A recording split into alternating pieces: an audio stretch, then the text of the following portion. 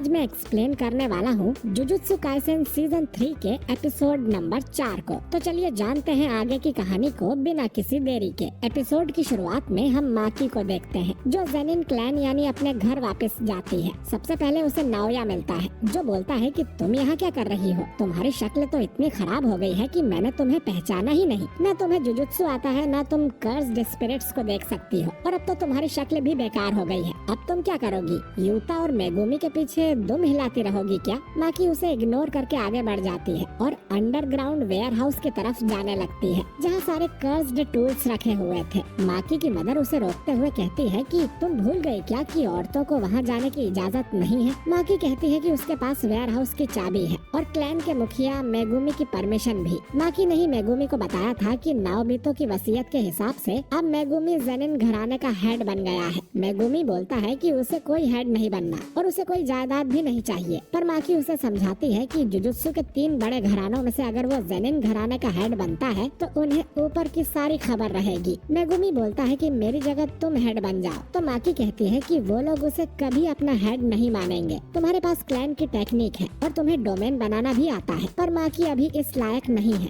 खैर, माकी की मदर उसे बहुत खरी खोटी सुनाती है, पर माकी उसकी नहीं सुनती और वेयर हाउस का दरवाजा खोल देती है और अंदर अपने फादर को देख वो शॉक हो जाती है। दूसरी तरफ जिंची नाओया से बात कर रहा था कि मेगुमी जेनिन घराने का हेड बनने के लिए बेटर चॉइस है क्योंकि उसके संबंध गोजो क्लैन और केमो क्लैन दोनों से अच्छे हैं, पर ये लोग मेगुमी को सारी जायदाद बिल्कुल हड़पने नहीं दे सकते। ये मेगुमी को सीधा मार भी नहीं सकते क्योंकि ऐसा करने पर गोजो क्लैन और केमो क्लैन इनके खिलाफ हो सकते हैं। लेकिन जुजुत्सु हायर अप्स ने सबको नोटिस दिया है कि कोई भी गोजो को आजाद करने के बारे में सोचेगा भी नहीं, इसे क्राइम माना जाएगा। हम लोग इसी चीज का फायदा उठाएंगे। हम मेगुमी, माकी और माई को मार देंगे और सब लोगों से कह देंगे कि ये लोग गोजो को आजाद करने वाले थे। नाओया कहता है कि प्लान तो अच्छा है लेकिन इसमें अंकल ओजी की दोनों बेटियां मारी जाएंगी। तो जिंची बताता है कि ये प्लान ओजी नहीं बनाया है। इधर वेयर हाउस में माकी को अपना फादर ओजी मिलता है जिसने पहले ही सारे कर्स्ड टूल्स यहाँ से गायब कर दिए थे और उसने माकी की बहन माई को भी चाकू मार दिया है। माकी अब ड्रैगन बोन नाम का कर्स्ड टूल लेके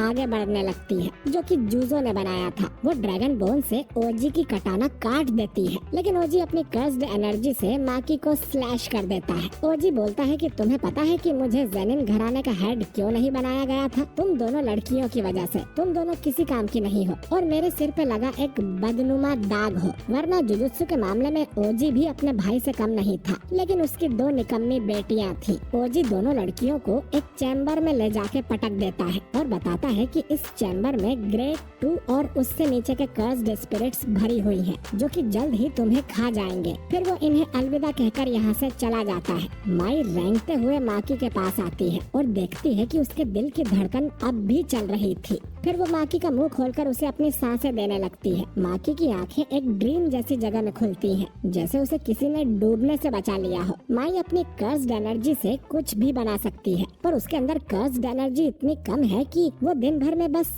एक बुलेट ही बना पाती है। माई माकी से कहती है कि वो उसे कुछ बना के देगी, लेकिन इसमें उसकी जान चली जाएगी। माकी को कुछ समझ नहीं आता और वो माई को रुकने बोलती है। माई अब बताती है कि उन दोनों का जुड़वा होना ही माकी की कमजोरी का कारण है। माकी के पास हेवनली रेस्ट्रिक्शन तो है, लेकिन फिर भी वो कभी तोजी जितनी पावरफुल नहीं बन सकती क्योंकि जुजुत्सु की दुनिया में जुड़वा लोगों को एक इंसान ही माना जाता है। क्योंकि माई के पास कर्स्ड टेक्निक है, इसलिए माकी को हेवनली रेस्ट्रिक्शन का पूरा फायदा नहीं मिल रहा है। लेकिन अगर माई मर गई तो अपने साथ वो अपनी कर्स्ड टेक्निक भी ले जाएगी, जिससे माकी को हेवनली रेस्ट्रिक्शन का पूरा फायदा मिलेगा। माई माकी को कुछ देते हुए बोलती है कि एक वादा करो, सब कुछ तबाह कर देना। माकी होश में आती है और देखती है कि माई अब इस दुनिया से जा चुकी है और माकी के लिए वो एक सोल कटाना छोड़ गई थी, जिससे माकी सीधा किसी इंसान की सोल पे अटैक कर सकती है। माकी अपनी बहन की डेथ पे रोने लगती है और उन्हें कर्स्ड स्पिरिट्स ने घेर लिया था।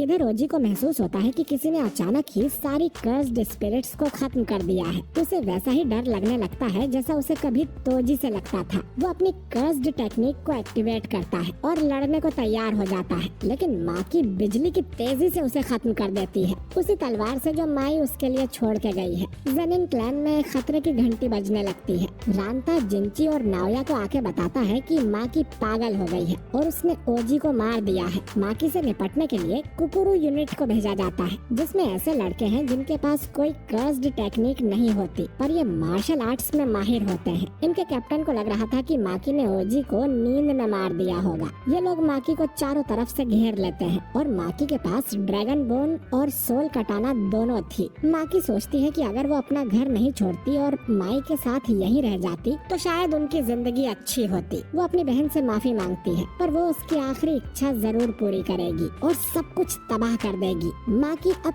कुकुरु यूनिट को गाजर मूली की तरह काट देती है। तभी चोजुरो अपनी कर्स्ड टेक्निक का इस्तेमाल करता है और दो बड़े पत्थर के हाथों से माकी को कुचलने की कोशिश करता है। ये हेई यूनिट का मेंबर है, जिसमें जेनिन क्लैन के सबसे पावरफुल सॉर्सरर होते हैं, पर इस अटैक से माकी को कुछ भी नहीं हुआ था। वो कैप्टन के गले में हाथ घुसाकर और चोजुरो का दिल बाहर निकाल के उन्हें भी खत्म कर देती है। अब रांता अपनी टेक्निक का इस्तेमाल करके माकी को एक जगह पर जमा देता है और जिंची से कहता है कि जल्दी उसे खत्म कर दो, लेकिन फिर भी माकी हिलने लगती है, जिससे रांता की हालत खराब हो जाती है और वो बोलता है कि माकी तो अब बिल्कुल तोजी जितनी पावरफुल हो गई है। तोजी चाहता तो जेनिन क्लैन का सफाया कर सकता था, लेकिन अगर उन्होंने माकी को नहीं रोका तो ये जरूर उनका खात्मा कर देगी। जिंची अब अपना अटैक करता है और आसमान से ढेर सारे पंचेस माकी के ऊपर गिराता है, जिससे यहाँ बड़ा धमाका होता है। रांता को लगता है कि वो लोग जीत गए, पर घायल होने की वजह से वो जिंदा नहीं बचता। पर हम देखते हैं कि माकी तो बिल्कुल ठीक थी। उसके हाथ में जिंची था, जिसे वो नदी में बहा देती है। नाओया ये देख बोलता है कि तुम्हारे सीने में दिल नहीं है क्या? तो माकी बोलती है कि नहीं, माई अपने साथ उसके दिल को भी ले गई है। नाओया जब छोटा था तभी से उसकी बहुत तारीफें होती थी और सबको पता था कि बड़े होके यही जेनिन क्लैन का हेड बनेगा। वो तोजी के बारे में भी सुना करता था कि वो एक लूजर है जिसके पास कोई कर्स्ड एनर्जी नहीं है। नाओया भी ऐसे लूजर की शक्ल देखना चाहता था, लेकिन जब उसने तोजी को पहली बार देखा तो उसका शरीर कांप गया था। अब माकी भी तोजी जितनी पावरफुल हो गई है और उसने जेनिन क्लैन का सफाया कर दिया है। बस नाओया ही बाकी रह गया है। नाओया माकी पर सुपर स्पीड से अटैक कर देता है और वो उसकी मूवमेंट्स को गिनने लगती है। नाओया कहता है कि कमजोर को ताकतवर के बारे में हमेशा पता होना चाहिए। तोजी को अगर सच में किसी ने समझा है तो वो मैं हूँ और गोजो, लेकिन तुम तोजी नहीं हो। वो अपनी सुपर स्पीड से माकी को मारता ही रहता है और वो अपनी स्पीड बढ़ाते ही जा रहा था और वो सुपरसोनिक स्पीड से माकी पर अटैक करने वाला था, जिससे एक बार में माकी का नामो निशान मिट जाए। माकी इस अटैक को खुद पर लेने के लिए तैयार हो जाती है। इससे उसकी हड्डियां टूटेंगी, पर नाओया रुक जाएगा।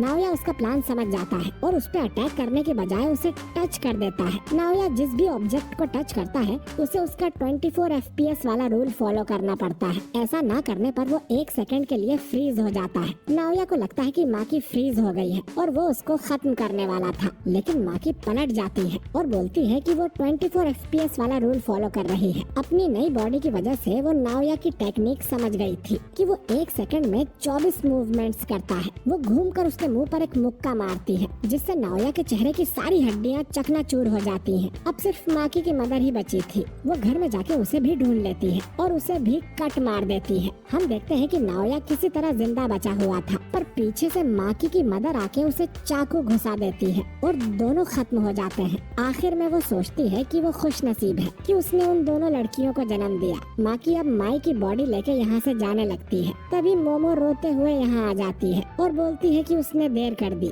माकी माई की बॉडी उसके हवाले कर देती है। मोमो माकी से पूछती है कि अब वो क्या करेगी, लेकिन माकी कोई जवाब नहीं देती। बाद में हमें पता चलता है कि माकी ने जेनिन क्लैन के बचे हुए सारे मेंबर्स को भी निपटा दिया है। किसी को पता नहीं चलता कि ये काम माकी ने किया है। गोजो क्लैन और कैमो क्लैन जेनिन क्लैन को बिग 3 से हटाने का प्रस्ताव रखते हैं, लेकिन आखिरी फैसला जुजुत्सु हेडक्वार्टर को करना है और ये एपिसोड यहीं पर एंड हो जाता है। तो दोस्तों आई होप कि मैंने सब कुछ अच्छे से एक्सप्लेन कर दिया है। ये एपिसोड बहुत ही कमाल का था, लेकिन अगला एपिसोड थोड़ा इमोशनल होने वाला है और साथ में हकारी की एंट्री भी होगी, तो अगले एपिसोड को बिल्कुल भी मिस मत करिएगा। आई होप कि आपको ये वीडियो बहुत ज्यादा अच्छी लगी होगी। अगर वीडियो अच्छी लगी वीडियो को लाइक करो, चैनल को फटाक से सब्सक्राइब करो, बेल आइकन पर प्रेस करो और कमेंट करके लाजमी बताइएगा वीडियो कैसी लगी। मिलते हैं नेक्स्ट वीडियो में, तब तक ले दीजिए इजाजत।